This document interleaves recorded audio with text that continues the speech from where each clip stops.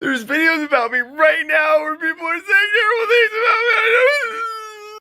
Hello, everyone. Welcome to NeoUnrealist. So, I guess sometimes a story comes out of drama YouTube that it breaks out of the pack and demands attention. I mean, Onision. Oh boy, Onision. Real name Gregory Jackson, or I guess he changed his name to James now. Who knows? So he's a name I'd heard of off and on. Never really watched any videos of his. Basically, to the extent I'd see him would be he. Sometimes they debate people like Blair White or Andy Worski, that kind of thing. And I just never saw anything that he had to say that was any interest to me. I'm not bashing the guy's content necessarily. It's just so much. If you'd asked me about him, I just couldn't have said that much other than that I'd heard of him. But my first indication that Onision was involved in something more bizarre than the usual run-of-the-mill bizarre stuff that you find on YouTube. The kind of stuff that I see it and I'm just like, well, I'm not going to make a video about that. That's just Tuesday on YouTube.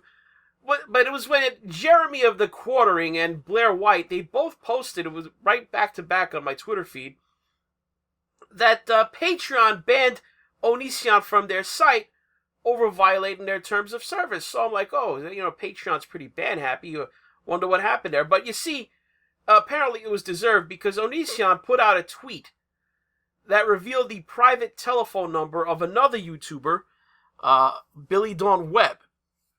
And Billy Dawn Webb recently, she went on the YouTube channel of Chris Hansen. Yeah, you heard me right. To catch a bread, Chris Hansen over there. The guy you never want to run into in any situation resembling this. I am Chris Hansen of Dateline NBC, doing a story on computer predators. So yeah, Billy Dawn Webb, she went on with Chris Hansen and accused Onision of pressuring her to enter into a three-way throuple deal with him and his spouse or partner or whatever's going on there. Who does this guy think he is, running around this house, running it like a harem? I'm sure he has a folder. Like, I have signed countless contracts. Like, this isn't even the first one. Like, there have been so many where it's How just many contracts did Greg Onision have you sign?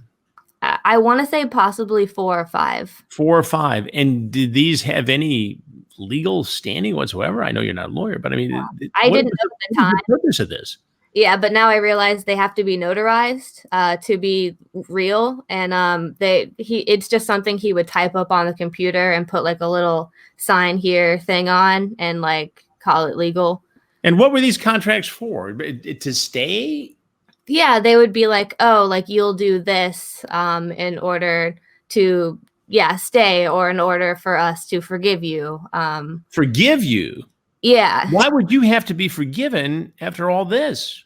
They should be apologizing to you, am I not? Having watched the stream, Billy Dawn Webb, she doesn't describe I don't think anything criminal, at least on the surface, with regard to her. I mean, she was 18 years old when this stuff happened.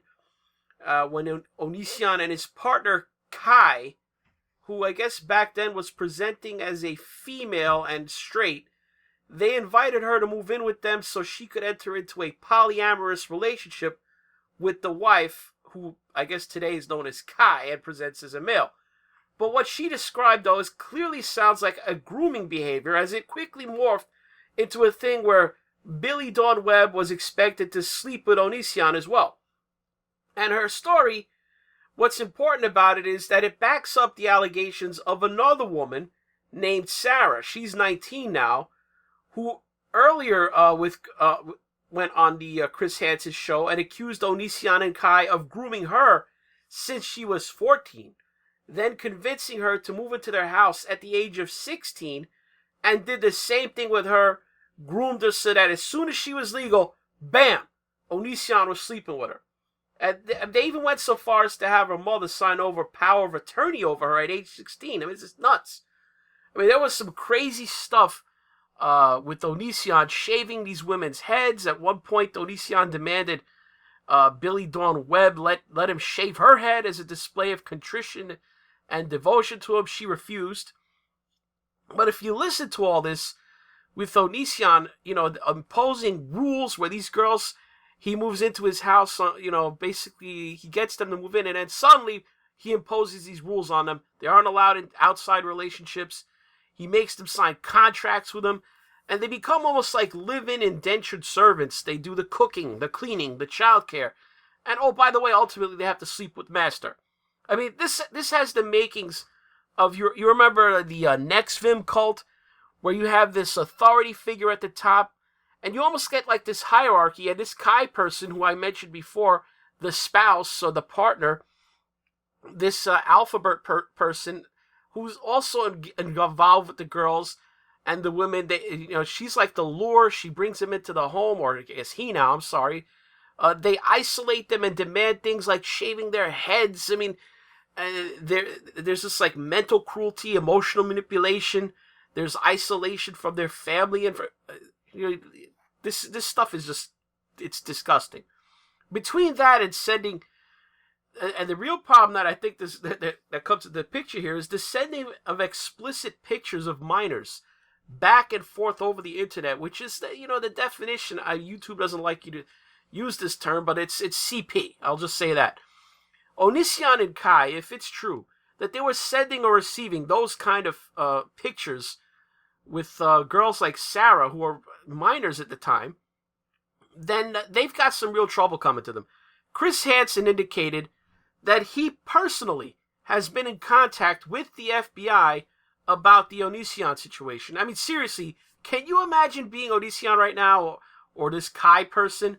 I mean, they have Chris Hansen communicating with the FBI about them engaging in the grooming behavior with Sarah and others, and exchanging pictures with minors. Dude better have a lawyer on the payroll, because already that might explain that freak out video that you saw, because I guess his Patreon, I think someone estimated it was around $4,000 a month, so losing that was a big hit.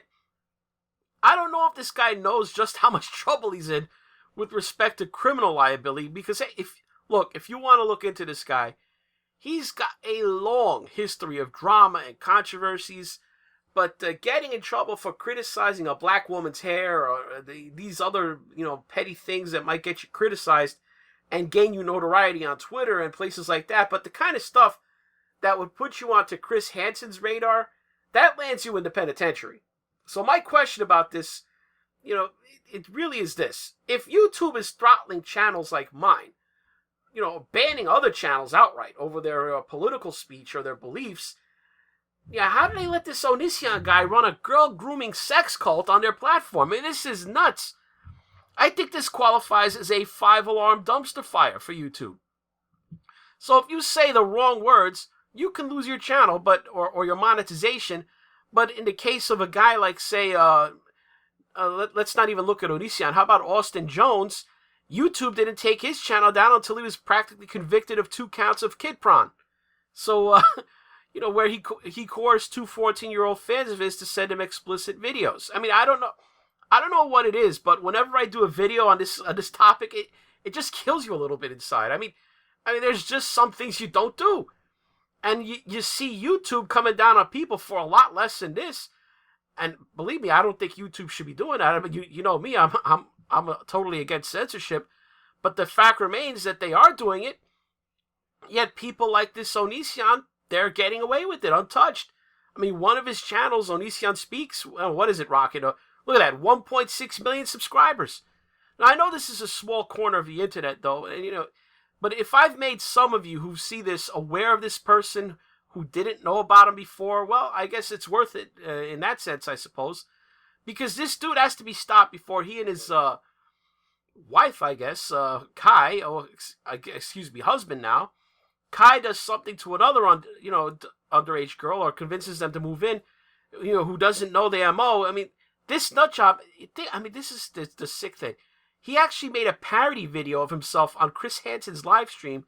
He's actually making a joke out of this situation. I'm pregnant with your baby, Chris Hansen. I mean, there you have it. It's all a big joke. This dude is messed up. I mean, I can't believe this, but once again, as in the Jessica Yaniv situation, we have to root for a YouTuber Blair White, I mean, bless her for what she's trying to do, but it's just a YouTuber like me, obviously with a larger audience. But anyway, I guess this time there's a journalist involved, Chris Hansen, to expose this guy. But, where are the cops? I guess the FBI's been notified, but what do I know? If anything newsworthy develops, I'm sure we'll talk about this again. But until then, that's all for this New Unrealist. If you want to help the channel, do me a favor, hit like for this video. Leave a comment below. Mash down on the subscribe button if you're not already subbed to the channel. And click on the notification bell beside it. Put it on the all setting to keep up with newer content. Now, if you want to contribute directly to the channel or toss your hard-earned dollars into the tip jar, follow links below to Patreon, Subscribe Star, or PayPal. If you're watching this on BitChute, you can just click on the green tip pledge button on the video player. And as always, thanks for watching.